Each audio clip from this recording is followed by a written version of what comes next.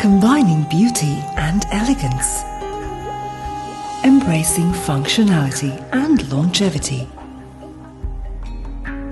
Otto Bathware, using state-of-the-art technology, brings to life ceramics which focus on design, quality and the luxury of affordability.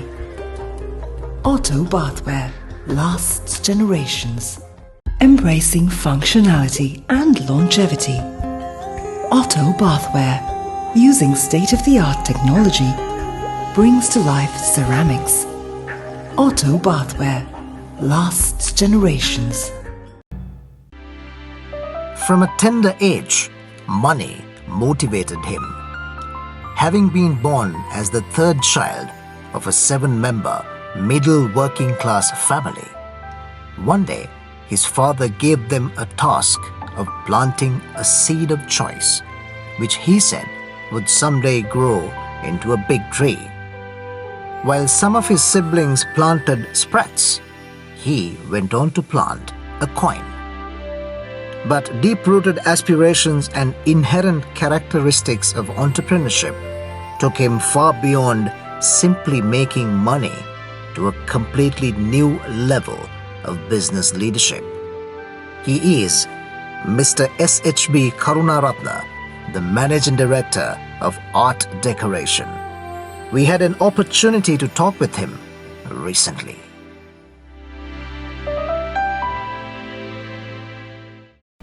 Hello everyone. Greetings to all of you.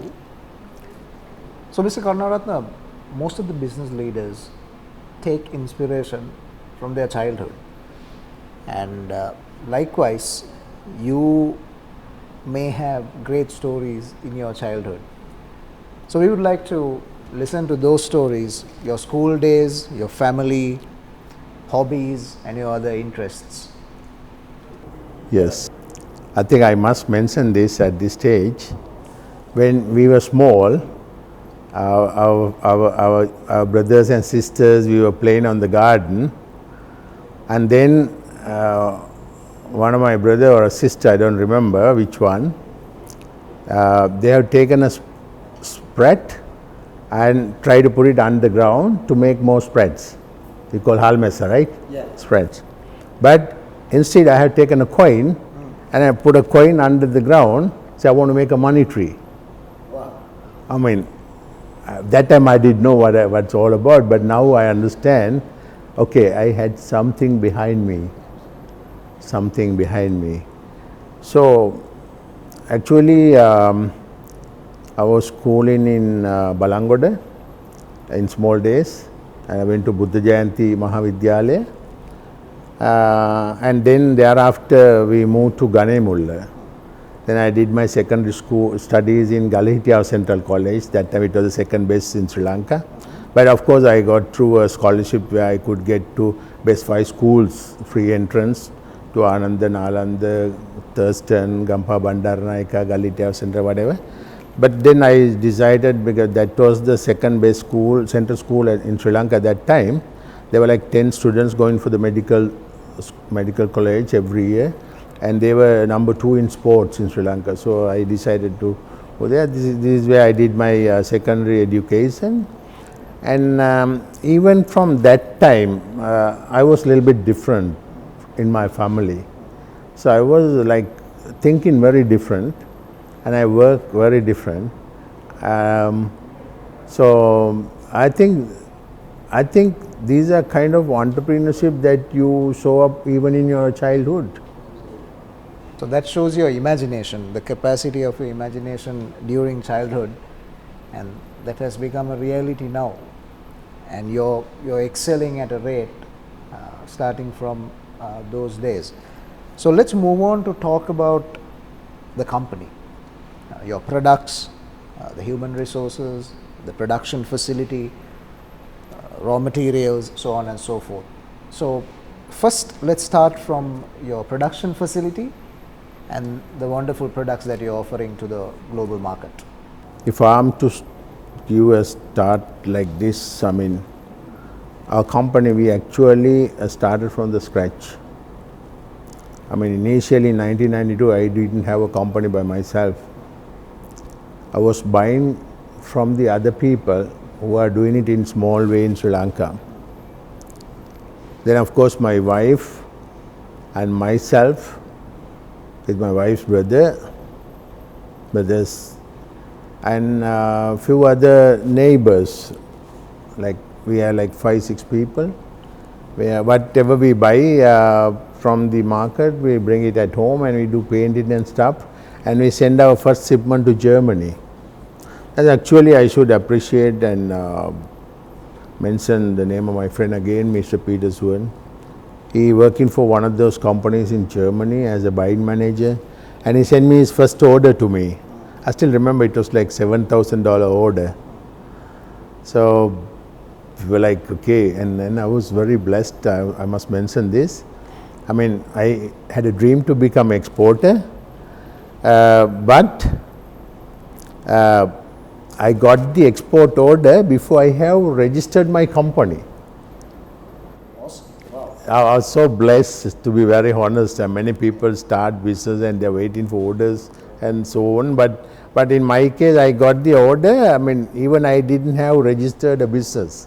So I immediately ran to the BOI and I got the company registered and got things running. And then that was my first order, like $7,000 order going to Germany in 1992. So then we were like exporting 120 feet container a month, like until like 1994. 1994 there were Expo 1994 in Sri Lanka.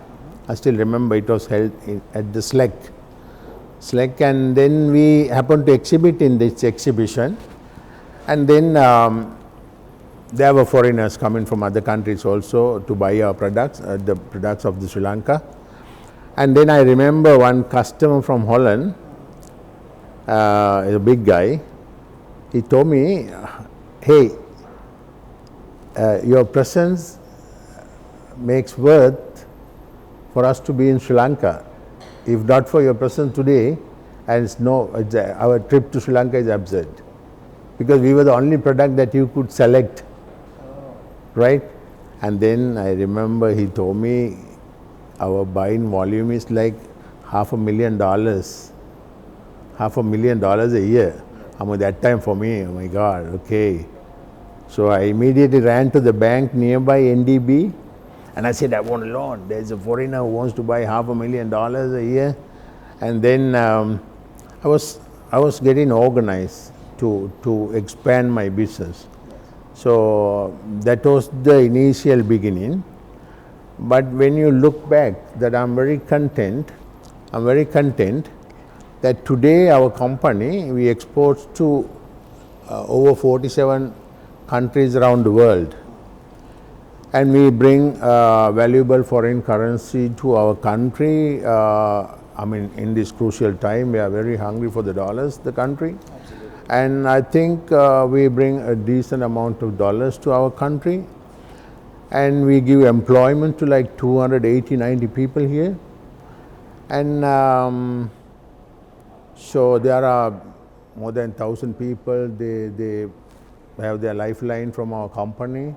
And then we have also outsiders who supply raw materials and other subordinate products, and there are also some people living under our company. So, and we use most of the Sri Lankan raw material here.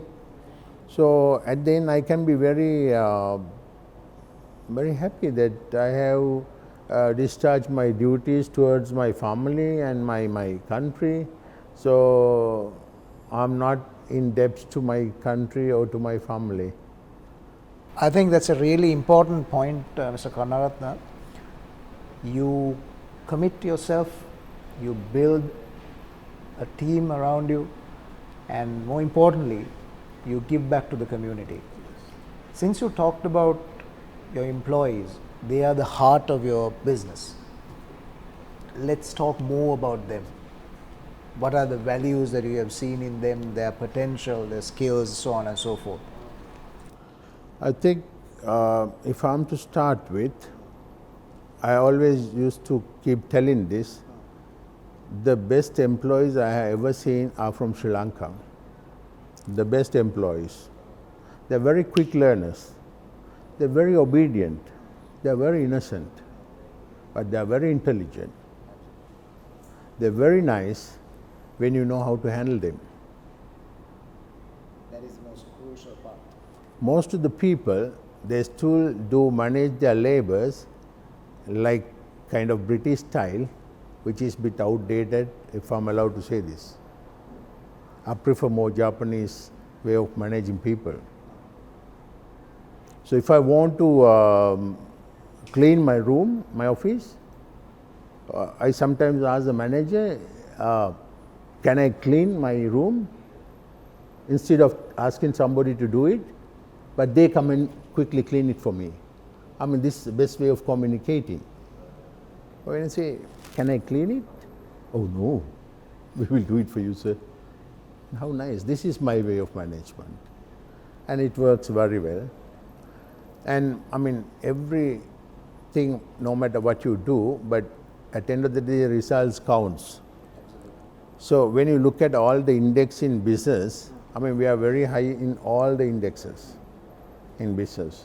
So that says that our way of management, managing people are really good. I mean, we have given them freedom. If you go around the factory, you will hear many kind of radios here. Different kind of radios, songs and everything. And we hardly have any HR department. Of course, we have HR manager to look into their welfare and kind of stuff. But there is no HR manager to give them warning letters or terminations or things like this. I mean, it's like very homely feeling place. I mean, you might have seen when you enter the company, I mean, we have done all these things to bring the good inner feeling for the people. So I think I'm happy with it, and everybody here happy with it. They are given food, they're given lunch, they are given breakfast on buffet style, and they are given transport. And I mean, I must mention this to you.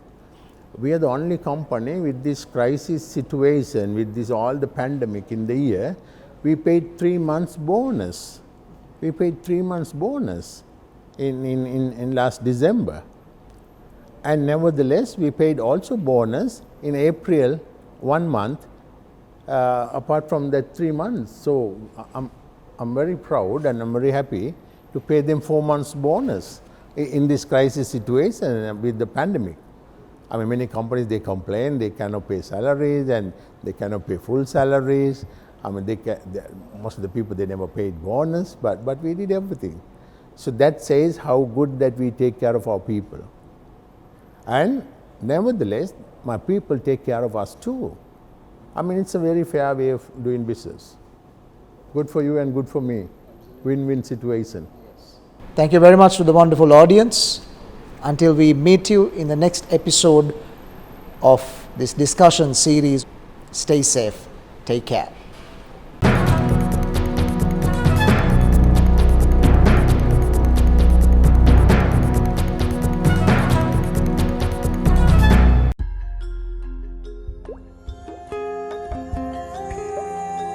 Combining beauty and elegance. Embracing functionality and longevity. Otto Bathware, using state-of-the-art technology, brings to life ceramics which focus on design, quality and the luxury of affordability. Otto Bathware lasts generations.